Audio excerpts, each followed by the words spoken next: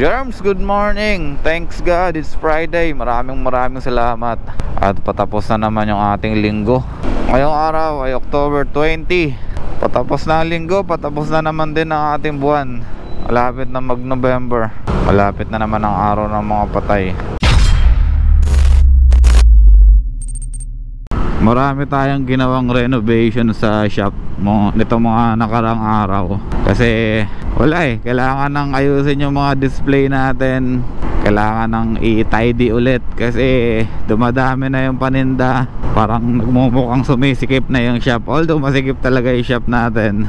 Ayun, ginawa natin ng paraan para medyo lumuwag-luwag, tapos medyo gumanda-ganda sa paningin para maging maliwalas ng konti. Ayan, yun yung mga ginagawa natin ngayong linggo. Tapos wala din si kuya pala. Simula nung Sunday hanggang this Sunday wala si kuya. Nasa Bicol. Pumunta sila sa Bicol, sa hometown namin sa Bicol. Nagbakasyon muna saglit. Tapos sa linggo babalik na yon at babakbak ulit tayo.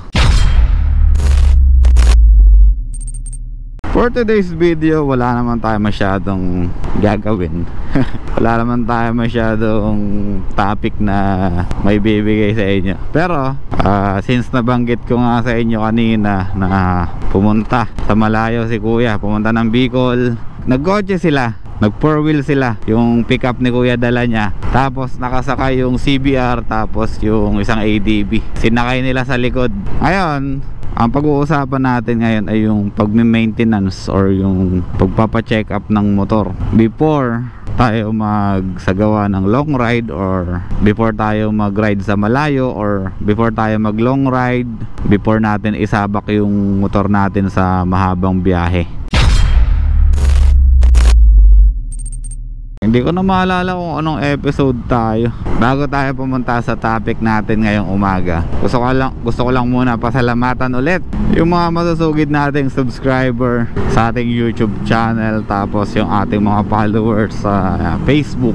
Maraming salamat sa inyo lahat. Maraming salamat sa suporta. Maraming salamat sa pagbibigay sa akin ng yung pampagana para gumawa tayo ng mga video. Kasi kung walang nagla-like, walang nanonood ng ating video, medyo nakaka-discourage gumawa ng mga video. Kaya maraming salamat sa inyong lahat. 4,500 plus na yung subscriber natin sa YouTube. Malapit na tayong umabot ng 5,000. Kaya yung promise ko sa inyo na magkakaroon tayo ng parapol na helmet. Helmet lang helmet lang. Isang bagsakan lang to.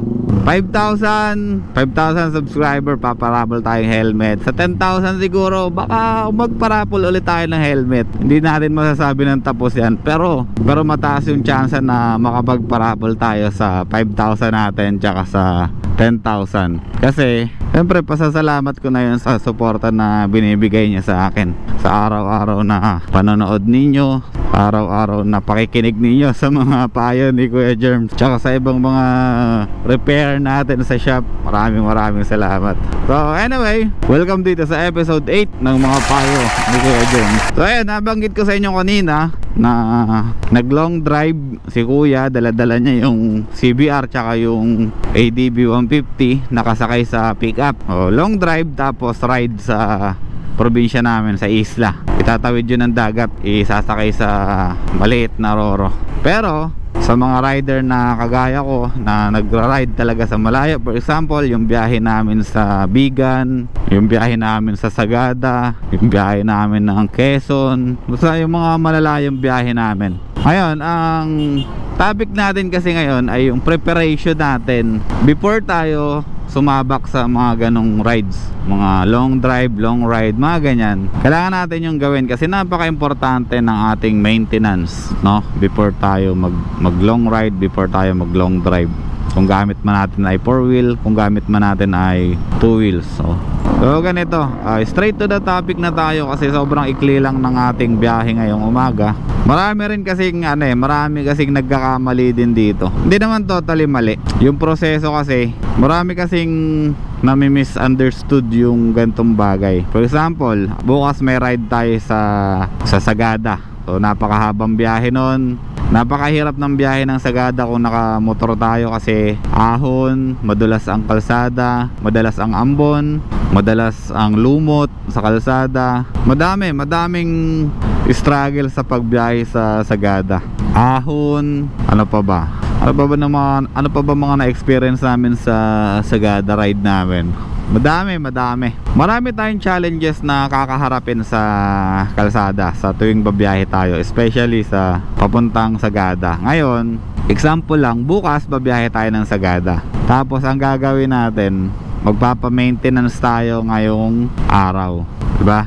Papa-maintenance tayo ngayong araw or ngayong gabi. Babiyahe tayo mamaya ng madaling araw, tapos magpapa-maintenance tayo ngayong gabi. So ito yung isang bagay na hindi dapat nating ginagawa. Para sa akin mali ito. Para sa akin. Opinion ko lang bilang isa sa mga gumagawa din sa shop. Ito yung opinion ko lang na hindi dapat nating ginagawa. Bakit? Masama ba mag-maintenance? Hindi naman masama mag-maintenance bago bumiyahe. Ang proseso nga lang, yung timeline lang ang hindi maganda. For example, mamayang madaling araw babiyahe kayo, nagpa-change oil kayo, nagpa-CVT cleaning kayo, nagpa-throttle body cleaning kayo, nagpalit kayo ng gulong ng bago, nagpalit kayo ng kung ano-anong PMS ang ginawa ninyo sa motor ninyo before kayo bumiyahe, na meron ka lang short time o period bago mo matest yung motor mo. So ayun yung point natin. Kaya ako sinasabi na hindi maganda yung ganong gawain, kasi wala ka ng time para i-test yung motor mo. Wala kang time para tingnan kung naging maayos ba yung pagpapagawa mo ng motor, kasi sobrang ikli lang ng period ng maintenance mo eh. For example, sa gulong, ngayong gabi nagpapalit ka ng gulong, mamaya babiyahe na kayo. Ngayon, hindi mo na check yung motor mo kung maganda ba yung gulong, maganda ba yung pagkakabit, maayos ba, naka-align ba? Kasi may alignment din ang gulong eh, di ba? Okay ba yung takbo mo? May buukol ba yung gulong mo? May singaw ba yung gulong mo? Sa short period of time, hindi mo masyadong ma-check yun, kasi rush na yung pagpapa-maintenance mo eh. Punta naman tayo ng CVT, nagpalinis ka ng CVT, nagpalit ka ng ibang mga pyesa. Tapos pagkatapos mo magpalit ng mga pyesa, pagkatapos mo magpalinis from shop, umuwi ka na ng bahay nyo, yung motor mo tumambay na. Ilang oras na lang babiyahe ka na ng malayo, ilang oras na lang isasabak mo na yung motor mo sa pagkahaba-habang biyahe, diba? So yun, ganun yung mangyayari kapag sobrang ikli lang ng period of time ng pagpapa-maintenance mo.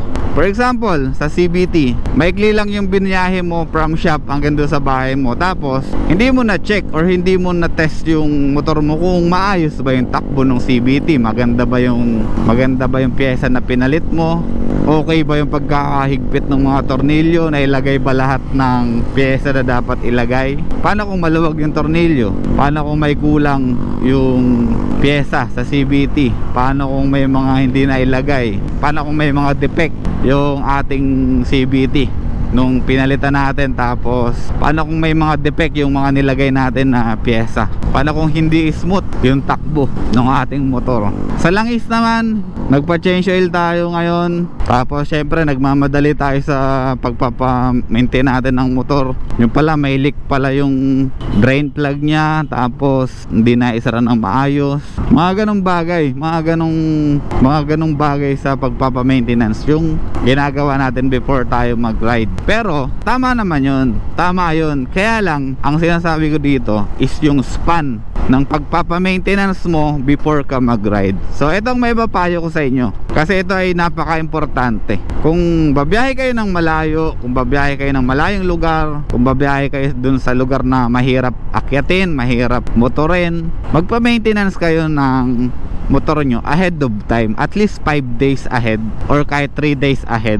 At least yung time na yon, yung motor mo nagagamit mo pa sa mga ganitong biyahe, hatid sundo, biyahe ng medyo malayo-layo, mga 30 minutes, 1 hour, 2 hours. Yung motor mo natetest mo kung okay ba lahat, natetest mo yung mga preno kung gumagana ba lahat, kasi nagpa-maintenance ka, nagpa-check ka ng preno, kung ano-anong parts ng motor mo pinamaintain mo, kasi babiyahe ka nga ng malayo. So sa 5 5 days na yon or sa 3 days, yung motor mo ginagamit mo. At the same time, natetest mo yung mga functionality ng motor mo kung nagwo-work siya ng maayos. Kasi kung sobrang ikli ng span ng maintenance period mo, tapos nung sa ride mo, for example, ngayong araw pa-maintenance ka, mamayang madaling araw babiyahe ka na, wala ka ng chance, wala ka ng time para i-test yung motor mo, 'di ba? Wala na, kasi ano na eh, wala ka ng oras gamitin yung motor mo kasi matutulog ka na lang, pagising mo babiyahe ka na. Pero kung nagpa-maintenance ka 5 days ahead before yung ride mo, matetesting mo pa yung motor, matetesting mo pa siya sa mga biyahe-biyahe mo na maiikli. Mas makakasigurado ka na nagpa-function yung motor mo ng maayos, mas nakakasiguro ka na hindi ka titirikan ng motor, hindi ka magkakaproblema sa biyahe nyo. Ayun yung isa sa kagandahan ng pagpapa-maintenance ng motor ahead of time. So ulitin ko, kung may biyahe tayong malayo, gawin natin yung maintenance ng ahead of time, 5 days or 3 days ahead, ipa-maintenance na natin yung motor natin. Huwag tayong magpapa-maintenance ng alanganing oras, kasi hindi tayo nakakasigurado